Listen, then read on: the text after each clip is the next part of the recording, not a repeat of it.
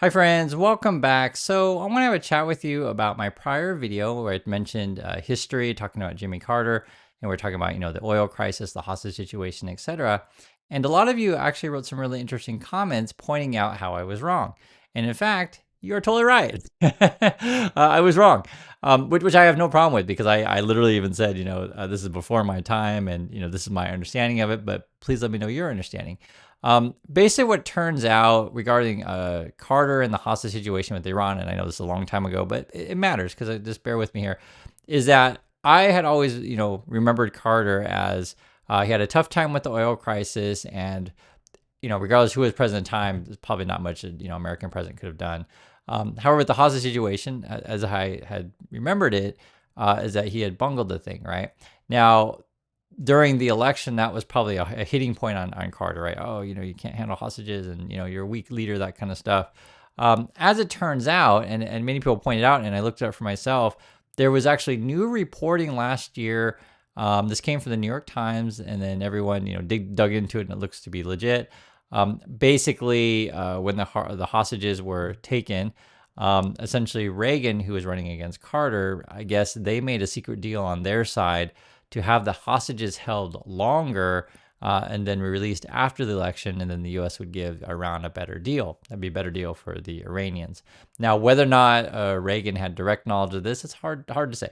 I'll just be honest with you, it's hard to say. A lot of these people are now passed away, and the New York Times article was actually really quite interesting because basically just there was an assistant to one of the people, and he had said that he kind of always felt bad about how Carter was, reputation was ruined with the hostage situation, and wanted to come out and come clean. And then there's several records and actually other people that corroborated this thing.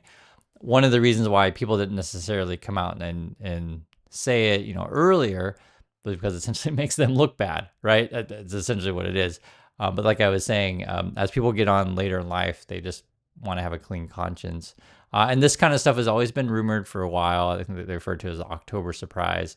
But it looks like to be, well, I'll just say this. We won't know all of the details for sure because a lot of these people have passed away, but it looks to be, as I was saying, that the Reagan team likely, we'll use the word likely cut some sort of deal with Iran to have the hostages held longer till after the election.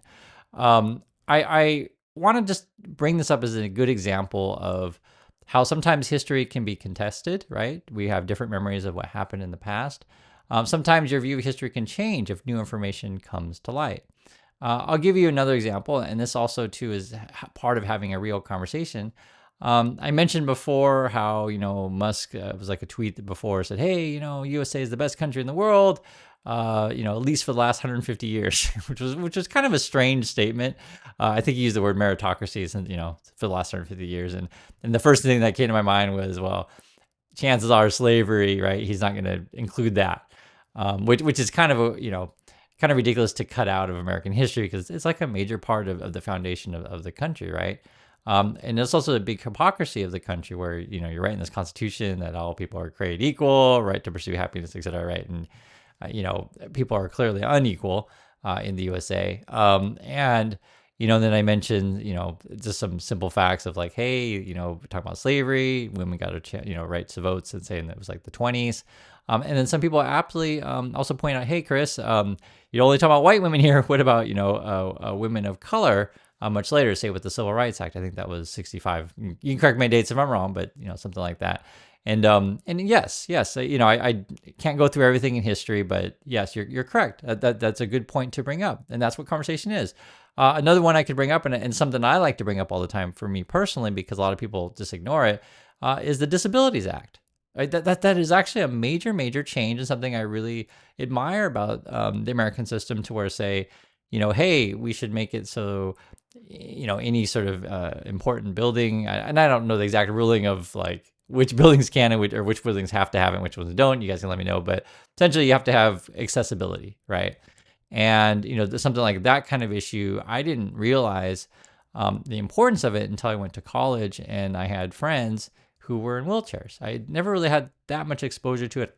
I had one girl in one of my class. I want to say it's maybe second or third grade. I don't remember exactly, but I remember her exactly, but I just don't remember which grade it was. And she was in a wheelchair and the other kids wouldn't play with her, and I used to play with her at lunch during recess. And the main thing is for me is I just didn't want her to be alone. And then I had a friend in college who was in a wheelchair, and he had a helper dog, which is a cute dog. I remember the dog. I like dogs, and I like my friend too. But I used to play video games with my friend, and I remember before meeting my friend, I had always thought wrongly that if a boy didn't play sports and didn't do quote manly things, that they weren't a dude. And that doesn't really apply fairly at all to someone who, for whatever reason, is in a wheelchair, if you guys understand what I'm saying. The point is that for any of these conversations, right, be it, hey, I was wrong in my first video on the Carter stuff, saying that Carter bungled the hostage situation, because now we have new information that looks like the Carter that was basically undercut by the Reagan people. Or the situation, say, if I say, oh, all boys, have to play sports because that's what boys do. And then you meet, someone in a wheelchair and you just kind of feel like a jerk, for further frank. But that's part of growing, and it's part of learning. And when people ask me often, how do I stay young? How do I smile every day? Is because I don't hold on to like weird obsessions or weird beliefs that are wrong. I have no reason to. Why would I want to do that? Now, some people do. Some people, if their granddaddy and their grandmommy told them something, and they heard it when they were whatever 5 years old, it must be true, right? My granddaddy told me something, and therefore it must be true for the next 80 years, even if my granddaddy was wrong. Some people just don't want to admit that they're wrong. Some people are afraid of change. Some people are afraid of learning. I'm completely not that kind of person. And I don't want to be around those kind of people. And in fact, I write about this stuff in my book. I mentioned several times on the channel. It's called Positive Angle. It's on Amazon. But this is sort of my philosophy going forward in life has always been a growth mindset. Always find a new thing to learn every day. Always find opportunities to get better. Always try new things, right? Because you never know. You might like it. In fact, I was thinking about this because I just got home with my wife. We actually had lunch and we went shopping, and we were walking through the mall, and it was kind of there was a kid, and we'll say the kid's like 4 or 5. I don't know exactly. It doesn't matter. And the kid looked like really like kind of sad, And the mom was sort of scolding the kid, like, you got it, blah blah blah, that kind of stuff. And we were, my wife and I were talking like, there's situations, you guys know this, as if your parents or anyone work with young people, that sometimes kids just don't know. They just don't know. They don't know that something they are doing or did is wrong. So you have to teach them. That's what a good parent, good mentor does. You teach kids, hey, what you just did is wrong. You take them aside, right? You don't necessarily say, hey kid, you're a bad kid, you're gonna be evil forever. You don't want to tell your kid that. You just tell them like, the action that you did was wrong, and you're gonna fix it, and you're gonna get better for next time. And we live in a world today where kids like celebrate doing bad things, and they post it on social media, and all the kids, oh god, that's so funny, haha, I want to do bad things too. And it's like this weird, bizarre world that we live in.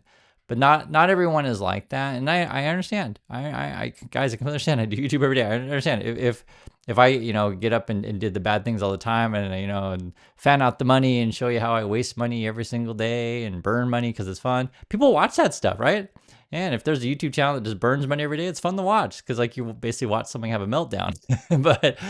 but it's not sustainable. It's not a healthy life, and it's not good to teach other people. It's just for watching someone melt down is entertainment. And sometimes people like to say that my channel is really, really boring because I guess I'm not freaking out enough, or I'm not stubborn enough, right?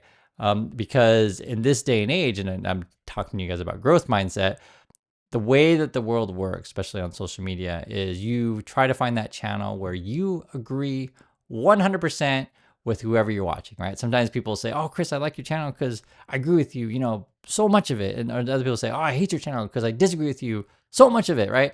But honestly, what you should be looking for, and not just YouTube channel, but just in general for the person, is just someone you can have communication with. It's not necessarily about agreement all the time. It's just like, hey, I want someone I can have a reasonable conversation with and learn something new. I give you an example, guys.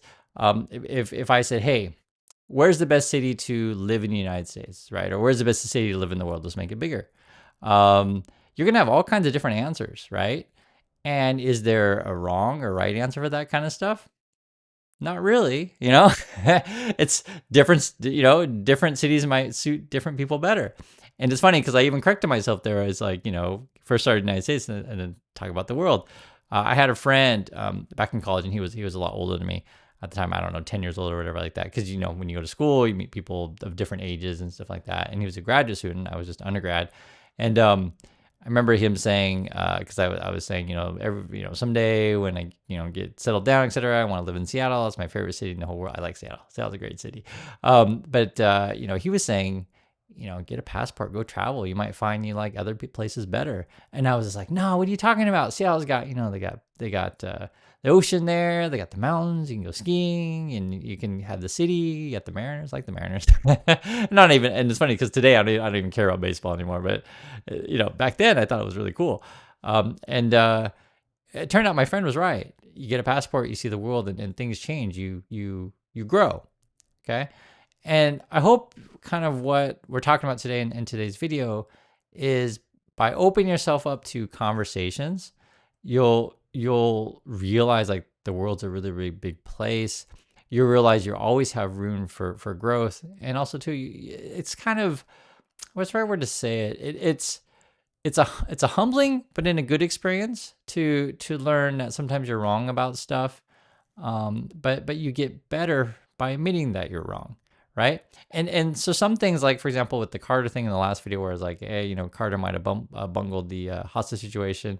I wasn't like strongly, believe in that. And it wasn't like that, key to my identity or existence. It's just, I just literally said like, that's what I had thought. But it's very interesting though, when you learn how history, changes when new information comes to light. I'll give you another example. I had a friend in college again. You meet a lot of different people in college that are different than you, and I can give lots of examples of life, but it's just the ones that come to my mind. I remember his parent, I think he had a mom or dad from Spain, and then he was definitely American. He was from Colorado, but he had a really conservative mom that emailed me a few times. I remember how we got emailed. I don't remember. And it was during an election. I can't, it must have been, I think it should have been the Bush Gore election at that time. But anyway, I remember this stuff because I was learning at that time about how to rethink World War II and why the Americans dropped the atomic weapons, right, on Nagasaki and Hiroshima.